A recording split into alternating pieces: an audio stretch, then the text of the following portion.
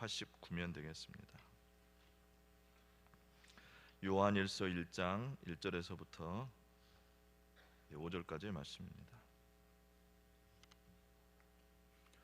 하나님의 말씀을 경청하십시오.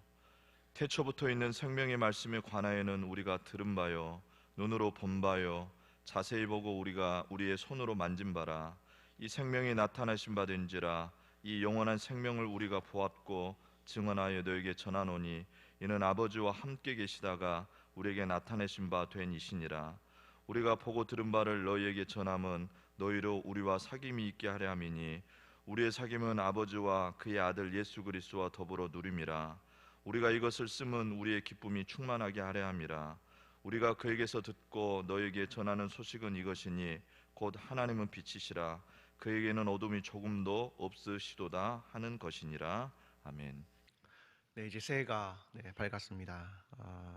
이번 새벽 기도회는 우리 요한과 요한의 공동체에 대한 이야기를 통해서 청년의 신앙이 무엇인가에 대한 이야기를 여러분과 함께 나누도록 하겠습니다.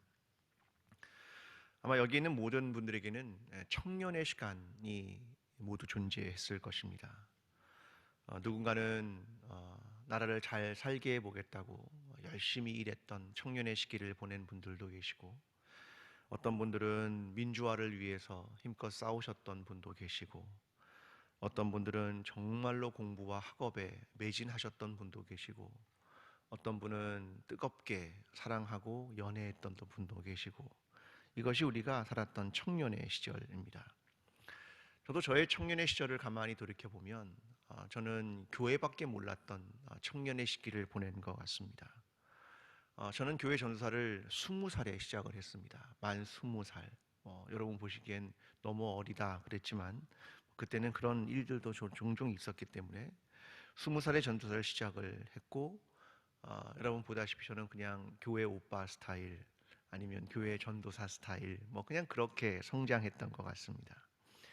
되게 순종을 잘했던 그런 청년의 시간을 보냈던 것 같은데, 지금 생각해보면 하나 아쉬운 것은 나는 왜 청년의 시간 동안 많은 질문 혹은 청년의 반항, 청년의 객기 이런 걸 왜 부리지 않았을까, 이런 것들이 왜 그 시간 동안 그런 건 없었을까, 이런 생각들을 종종 하곤 합니다. 하지만 우리가 지내왔던 그런 청년의 시기는 우리의 평생의 밑거름이 되는 것은 분명한 것 같습니다. 오늘 본문을 기록한 요한, 그 요한은 청년의 시간을 어떻게 보냈을까? 그는 예수 그리스도의 가장 어린 제자였던 사람입니다. 주님은 몇 명의 사람들을 데리고 갈 때 이 요한을 꼭 빼놓지 않고 데리고 갔습니다. 그만큼 애정이 많았다는 것이죠. 덕분에 요한은 예수님이 누구신지, 그의 삶과 인격은 어떤 것이었는지, 그의 사역은 무엇이었는지, 이것을 다른 사람보다 훨씬 많이 경험할 수 있는 제자였습니다. 그래서 요한복음 21장 20절에 이렇게 기록을 합니다. 베드로가 돌이켜 예수의 사랑하시는 그 제자가 따르는 것을 보니 그는 만찬석에서 예수의 품에 의지하여 주여 주를 파는 자가 누구오니까 묻던 자로라.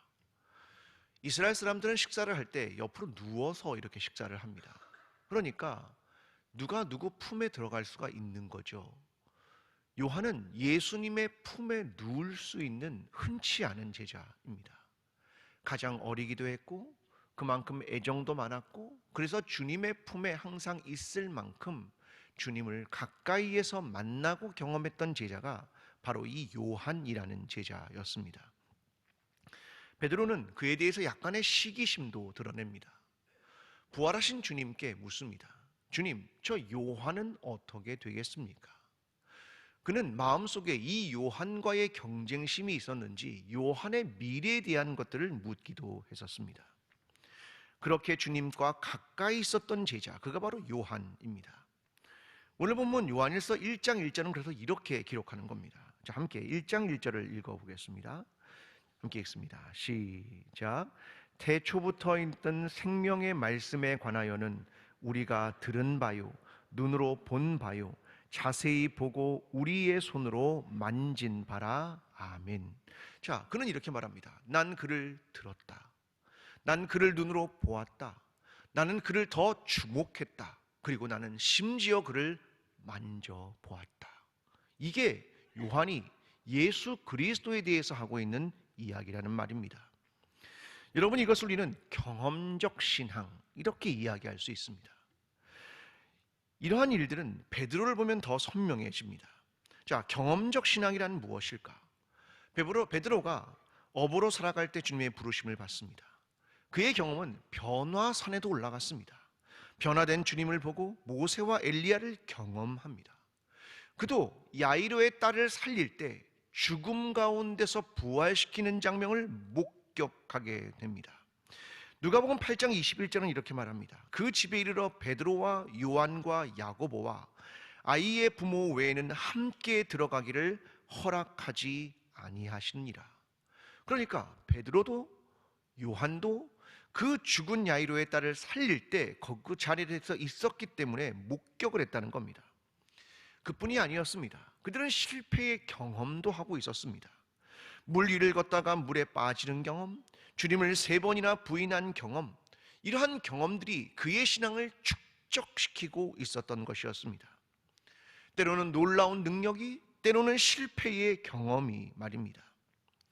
여러분, 이러한 일들이 우리가 예수 그리스도가 누구인지, 그가 얼마나 사랑이 많으신 분인지, 어떤 사역을 했는지, 어떤 능력을 부셨는지, 이런 것들을 경험하게 되는 것 아니겠습니까? 자, 우리의 신앙은 어떠합니까? 우리도 경험적 신앙이라는 걸 가지고 있습니다.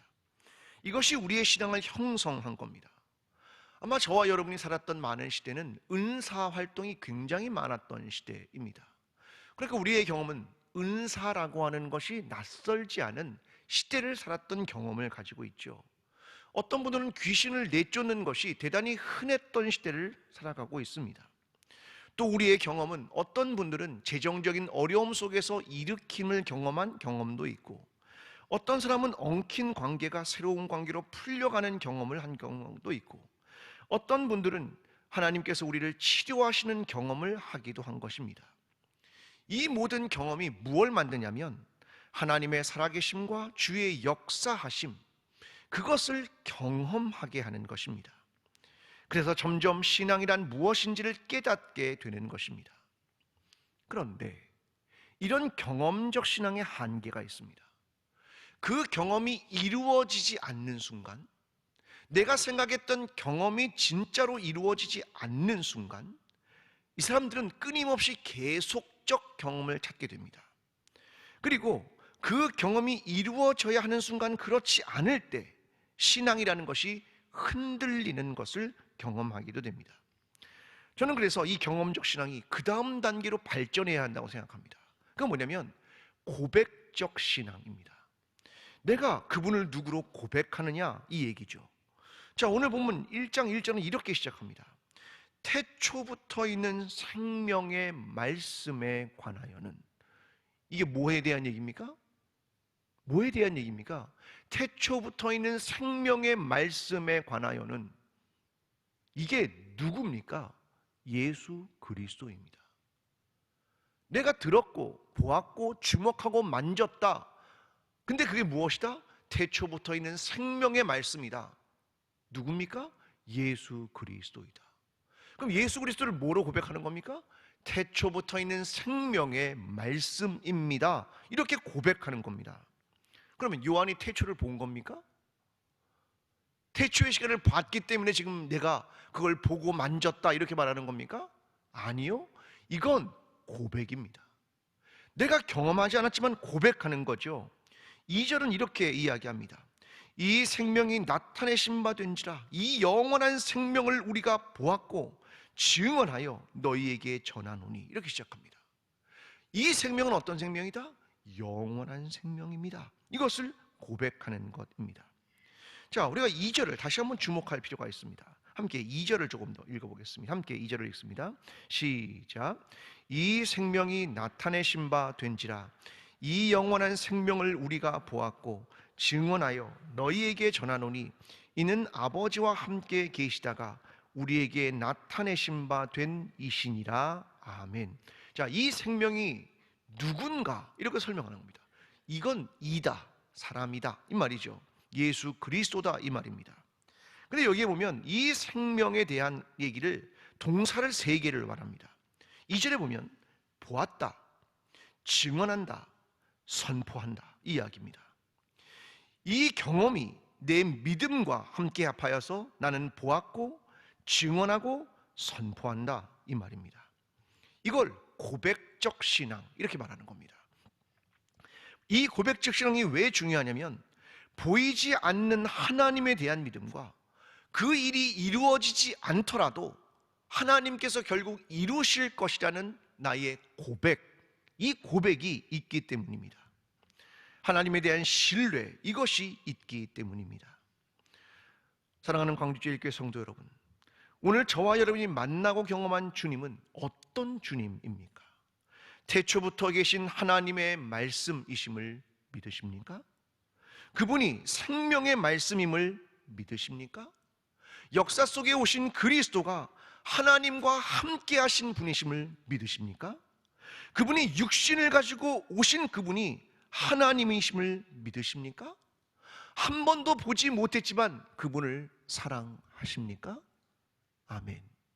이것이 우리의 고백입니다. 이것이 우리의 증언이고 이것이 우리의 믿음입니다. 그래서 우리의 때로는 우리의 삶에서 경험이 이루어지지 않더라도 그 믿음이 흔들리지 않게 되는 것은 이제 우리가 그분을 그렇게 고백하기 때문입니다. 오늘 저와 여러분의 삶에 때로는 하나님께서 그 일을, 내가 원하는 일을 이루시지 않더라도 그 하나님이 누구인가를 기억하며 그 하나님이 우리의 영원한 말씀, 태초부터 계셨던 그분임을 기억하며 그분을 우리의 주님으로 고백하며 살아가는 저와 여러분의 삶이 되기를 간절히 기도합니다. 그런데 이후에 요한은 예수 그리스도의 승천 이후에 한 공동체가 그에게 생기게 됩니다. 우리는 그것을 요한 공동체라고 하는 교회로 이야기를 합니다. 그는 이 요한일서를 그 공동체에 기록하고 있었던 겁니다. 그가 전하고 싶었던 내용은 이것입니다. 자, 3절의 내용을 보겠습니다. 함께 3절을 읽어보겠습니다. 시작. 우리가 보고 들은 바를 너희에게도 전함은 너희로 우리와 사귐이 있게 하려 함이니 우리의 사귐은 아버지와 그의 아들 예수 그리스도와 더불어 누림이라. 아멘. 자, 이 말 속에는 그냥 평범한 이야기 같지만 요한 공동체의 문제가 담겨 있는 겁니다. 자, 이들은 어떤 문제가 있는가를 알 수 있는 단어 하나가 보입니다. 사귐이라는 단어입니다. 학자들은 말합니다. 요한 공동체가 잃어버린 것이 있었다. 그게 뭐냐? 복음적 삶이다. 그들은 삶을 잃어버렸다라고 말합니다. 근데 이것을 구체적으로 알 수 있는 단어가 요한일서 2장 19절에 등장합니다. 이렇게 이야기합니다. 그들이 우리에게서 나갔으나, 누가 나갔다, 그 말을 이야기를 합니다. 자, 이 말은 무슨 말입니까? 그들에게 어떤 사람들이 있었는데 분열이 있었다. 그러니까 누군가가 떠나갔다. 그것을 지금 이야기하는 것입니다. 자, 이 이야기를 조금 더 구체적으로 담고 있는 것은 요한 3서 9절입니다. 함께 보겠습니다. 요한 3서 9절의 말씀입니다. 요한 3서 9절 말씀입니다. 자, 함께 읽어보겠습니다. 자, 시작. 내가 두어 자를 교회에 썼으나 그들 중에 으뜸되기를 좋아하는 디오드레베가 우리를 맞아들이지 아니하니. 아멘. 자, 어떤 문제가 있는 것 같습니까? 여기에 한 사람이 있었다. 디오드레베라고 하는 으뜸이 되기를 좋아하는 사람이 우리를 맞았다, 맞지 않았다? 맞아들이지 않았다. 이들 이 안에는 뭐가 있냐면 하나됨이 아니라 분열, 나뉨, 이런 것이 존재했다. 이것을 보여주는 것입니다. 필립 얀시가 쓴 책이 한 권 있습니다. 교회, 나의 고민, 나의 사랑, 이런 책입니다. 이 위대한 저술가인 필립 얀시가 한때는 교회에 실망해서 교회를 떠난 적이 있었습니다. 그는 그 속에서 오랜 모색과 고뇌, 불완전하기 짝이 없는 은혜 공동체, 교회의 한계와 희망, 이것을 노래하면서 이런 글귀를 하나 소개합니다. 그러므로 교회란, 그것도 하나님의 교회란, 한없이 크고 한없이 작다. 그토록 크므로 겸손한 자들이 와서 높임 받는 곳, 그토록 작음으로 높은 자들이 낮고 낮아져야 들어올 수 있는 곳. 교회란 실로 이와 같다. 우리는 비록 작곡가가 애초에 구상한 음에는 결코 이르지 못하겠지만 불완전한 그 음이나마 세상에 들려줄 수 있는 사람은 우리 외에는 없다. 대단히 의미심장한 얘기입니다. 교회는 한없이 크고 한없이 작다. 교회는 이상적인 공동체라고 생각하고 출발하지만 여전히 불완전한 공동체이다. 낮은 사람이 높임을 받고 높은 사람이 낮아지는 것이 교회이다. 그런데 교회는 수많은 상처와 아픔을 품고 있다. 누군가는 상실하고 누군가는 교회를 떠나기도 한다. 하지만 우리가 교회를 포기할 수 없는 이유는 세상에 하나님의 목소리와 하나님의 살아계심을 보여줄 공동체가 교회밖에 없기 때문이다.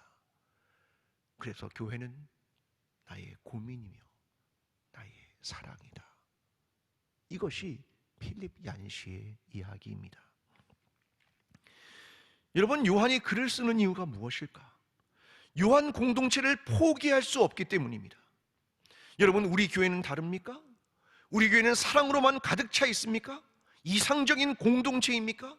누구는 누군가를 미워하지 않습니까? 누군가를 시기하지 않습니까?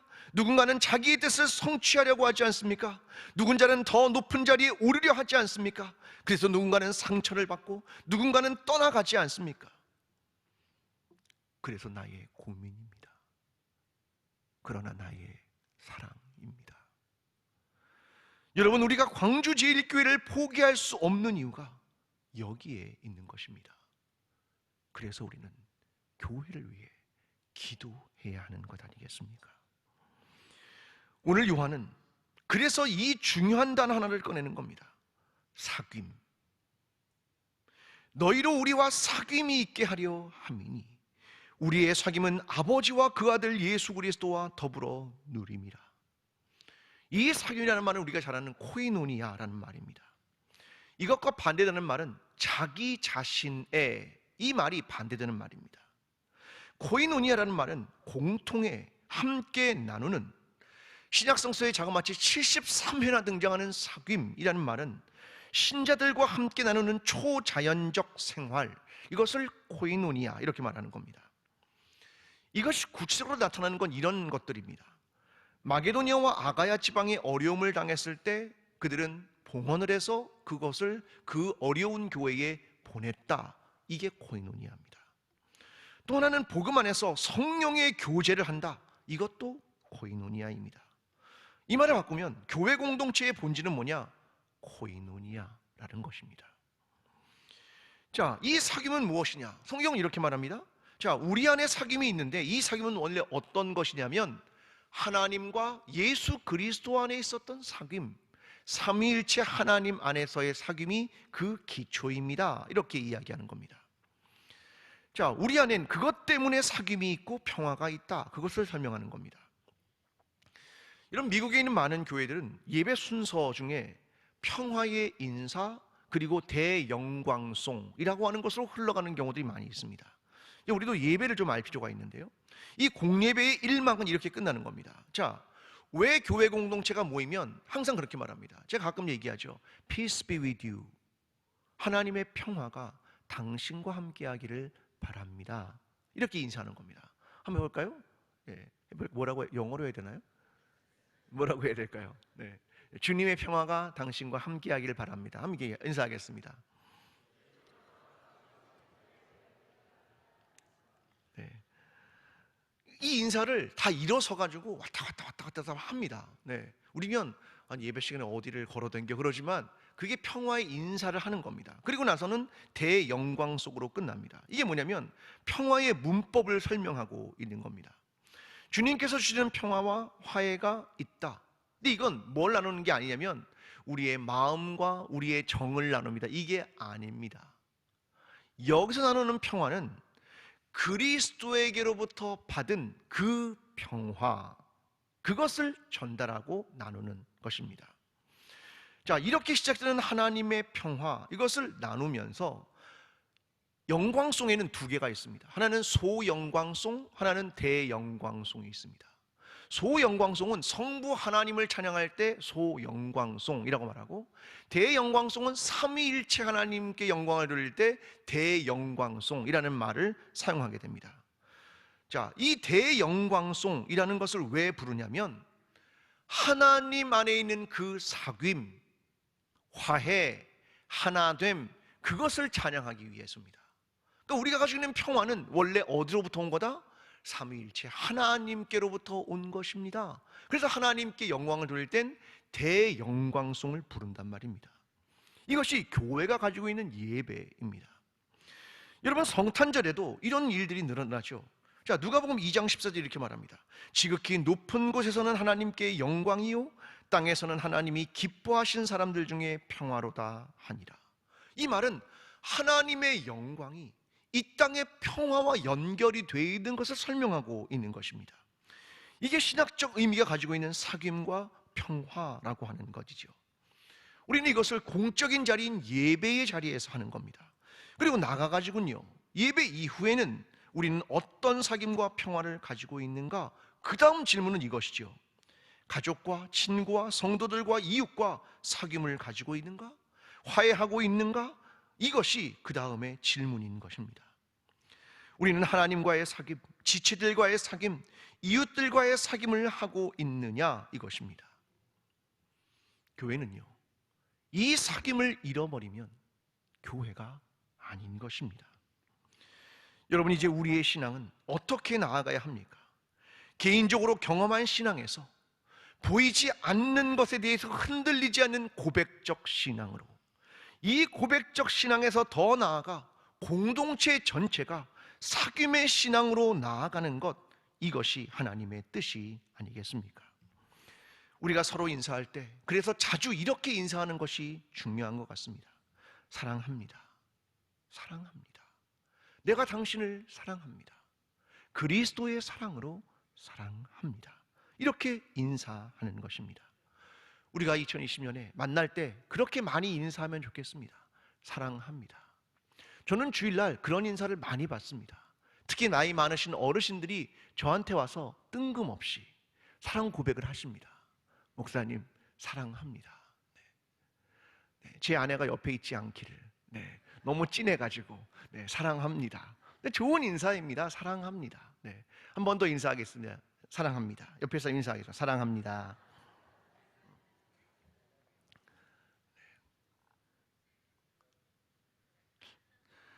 여러분, 우리는요, 이것이 교회 공동체가 가진 핵심이라는 걸 알아야 됩니다. 이걸 놓쳤기 때문에 요한이 요한 공동체의 그것을 이야기하는 겁니다. 여러분, 공동체 안에서 누구를 판단하거나 누구를 지적하거나 뒤에서 수군수군하거나 그런 거 하지 말고 정말로 우리 교회 공동체는 무엇을 가져야 하는가를 깊이 생각하며 사랑과 깊은 고민, 이 고민 속에서도 하나님의 사랑과 사귐을 통해 이 교회, 광주 제1교회는 나의 고민이지만 나의 사랑입니다. 이것을 고백하며 2020년을 새롭게 출발하는 저와 여러분의 삶이 되기를 간절히 축원합니다. 기도하겠습니다.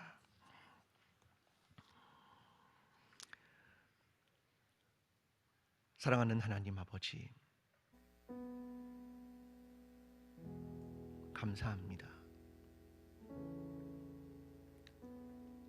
참 좋은 교회 공동체를 우리에게 주셔서 감사합니다. 하나님, 솔직히 우리가 고백할 것은 우리 공동체가 완전하지 않다는 겁니다. 때로는 이 안에서 어떤 사람들은 상처받고 상처를 주고 누군가에 관해서 좋지 않은 이야기를 전달하기도 합니다. 때로는 떠날까? 이런 고민이 될 때도 있습니다. 하나님, 그러나 교회는 완전하진 않지만 하나님의 뜻과 하나님의 사랑을 보여줄 수 있는 이 땅의 유일한 공동체입니다. 그래서 우리는 교회를 포기할 수 없는 것입니다. 사랑의 하나님, 하나님 안에 있었던 놀라운 사귐, 그 사랑이 우리에게도 흘러 우리도 그렇게 사귀고 하나님의 사랑으로 사랑하게 도와주셔서 하나님이 꿈꾸셨던 그 모습이 우리 안에 조금이나마 늘어나게 도와주시고, 이를 통해서 하나님이 꿈꾸셨던 참된 사귐이 우리 안에 이루어지게 주님 도와주시옵소서. 이제는 우리를 위하여 십자가를 지시고 부활하신 예수 그리스도의 은혜와 하나님 아버지의 끝없는 사랑과 성령님의 교통하심이 오늘 주의 말씀을 듣고 사귐의 공동체로 회복되기를 소원하는 여기에 머리 숙인 모든 하나님의 백성들 머리 위에, 광주 제일교회 위에, 나라와 민족 위에 지금부터 영원까지 함께 하시기를 간절히 축원하옵나이다. 아멘.